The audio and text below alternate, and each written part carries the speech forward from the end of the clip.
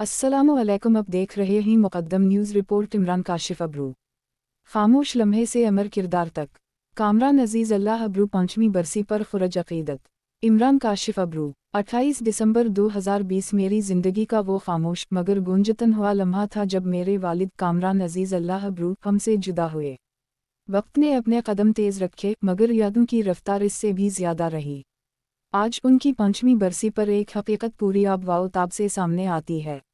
वो गए नहीं, वो आज भी हमारे साथ हैं, अपने किरदार, खिदमत और अक़दार के साथ।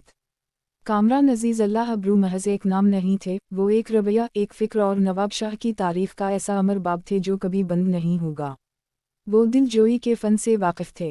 जो भी उनसे मुखातिब होता, चाहे शनासाई हो या पहली मुलाकात, चंद लम्हों में उनकी आजिज़ी, इंकिसारी और खुलूस का असीर हो जाता। यही उनकी असल पहचान थी।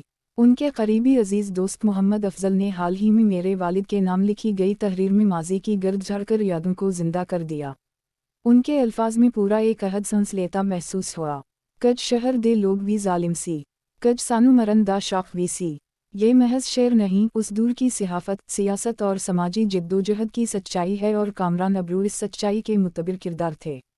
कामरान अजीज़ अल्लाह अबरू नवाब शाह के उन मदूदा चंद लोगों में शामिल थे जिन्होंने सोशल वर्क, खेल और सिहाफत तीनों मैदानों में अपनी पहचान बनाई। वो हमेशा मुस्कुराते, कहकहों से महफिल को जिंदा रखते, दोस्तों और मुखालिफिन को किस्से कहानियाँ सुनाकर हंसा कर लाजवाब कर देना उनका खास फन था। इख्तिलाफ में भी शाइस्तगी और मिजाह में भी वक़ार उनके लहजे की शनाख्त थी। ये वो ज़माना था जब नवाब शाह प्रेस क्लब एक बावकार इदारा समझा जाता था। महरम अली भट्टी, मोहम्मद नवाज खिलजी, गुलाम हसीन जंदरान, मुमताज़ कुरैशी, सादिक जोयू, मोहम्मद असलम आंध्रा प्रदेश पी, अब्दाल फतह अबरू, असलम मुनीर, अरशद मुनीर, अशरफ कुरैशी और बाद अज़न रियाज गजाली, हाजी मुशफ़ा अशरफ कुरैशी जैसे नाम इस अहद की पहचान थे। प्रेस क्लब में गैर मुताला शख्स का दाखिला आसान ना था।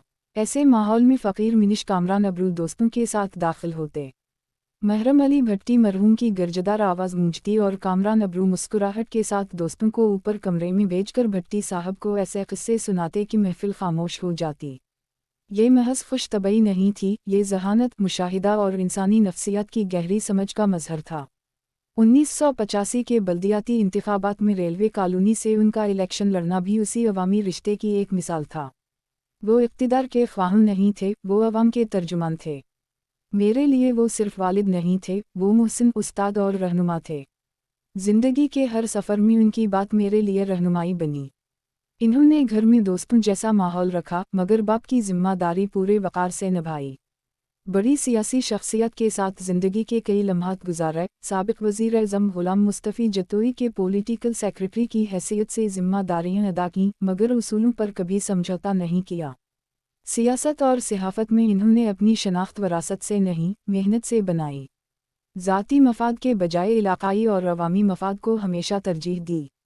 आज उनके बेशुमार सियासी और सहाफ़ती शागिर्द मुख्तलिफ़ फ़ोरम्स पर खिदमत अंजाम दे रहे हैं, यही उनकी असल मीरास और सबसे बड़ा एज़ाज़ है। 5 बरस बीत चुके हैं मगर यूँ महसूस होता है जैसे वो कहीं गए ही नहीं। वो आज भी हमारे लफ्ज़ों में, हमारे फ़ैसलों में और सच के साथ खड़े होने के हौसले में ज़िंदा हैं। कामरान अजीज़ अल्लाह अबरू, आप एक शख्स नहीं, एक अहद थे।